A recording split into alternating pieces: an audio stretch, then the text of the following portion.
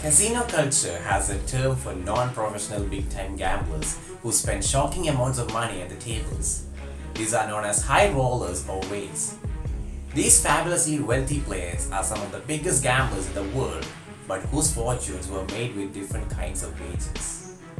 But these high rollers didn't make their millions inside of a casino or even gambling online. Let's look at a few of the biggest gamblers out there that brought their fortunes to the gaming tables.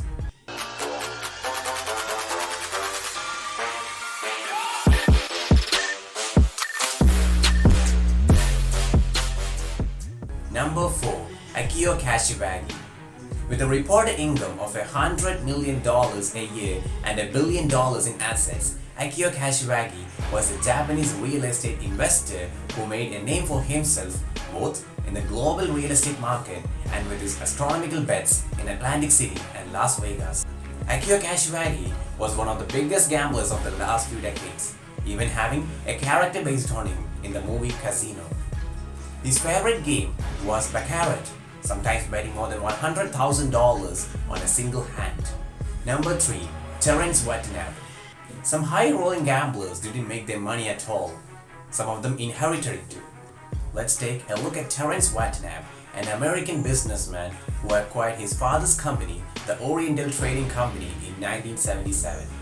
In 2000, Whitney sold his entire share of the company to a private firm and resigned as president and CEO.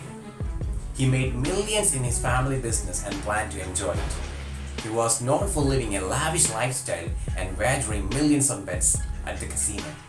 On one of his most notorious gambling excursions, Whitney reportedly lost $127 million in 2009 alone, securing him the record for the biggest losing streak in Las Vegas history. Number 2. Fawad Al-Zahat. A super secretive Syrian businessman, Fawad Al-Zahat was the founder of many companies, including Mortimer Offshore Services Limited.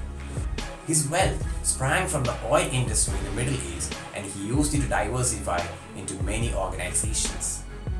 He was ordered to pay 2 million euros to the casino, but somehow won his appeal and escaped prosecution, claiming the credit line he received was unlawful under the Gaming Act. Number 1. Kerry Packer. Perhaps the biggest whale of them all, Kerry Packer was an Australian media tycoon considered by many to be one of Australia's most powerful media proprietaries of the last century. Packer's father's media company owned a controlling interest in both the Australian Consolidated Press and the Nine Network, both of which were later consolidated into Publishing and Broadcasting Limited. Playing big and losing big were part of Packer's business life and personal life. In his free time, he routinely gambled in both Vegas and the UK, placing astronomical bets of hundreds of thousands of dollars on one hand of blackjack. He would also reportedly leave casino waitresses 7-figure tips when his luck was good. These are very rare people, usually only making the news when they lose big. The prominent gamblers are both a blessing and a curse for casinos, bringing in massive amounts of money, but usually dodged by lawsuits and scandals. The biggest whales are also the highest risk takers, not afraid to lose millions on the roll of dice or a hand of cards. So what do you think about this? Comment your thoughts below and subscribe to the channel as it helps a lot.